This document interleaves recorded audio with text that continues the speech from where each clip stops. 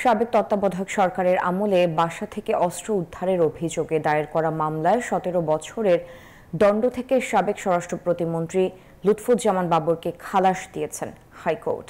বুধবার বিচারপতি মোস্তফা জামান ইসলামের নেতৃত্বাধীন দ্বৈত বেঞ্চ এই রায় দেন।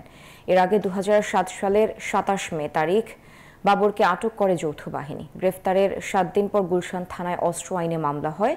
২০০৭ সালের ৩০ অক্টোবর ঢাকার মেট্রোপলিটন স্পেশাল ট্রাইব্যুনাল লাইসেন্সবিহীন রিভলভার পাওয়ার অভিযোগে বাবরকে ১৭ বছরের সাজা প্রদান করে।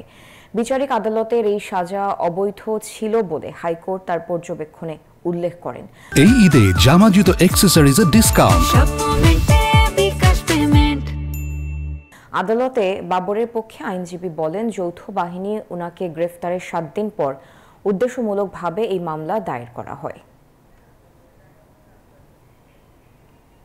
খালাস করেছেন এই মামলার মধ্য দিয়ে জনাব লুৎফুজ্জামান বাবরের আর কোনো সাজা বাংলাদেশের কোনো আদালতে থাকলো না।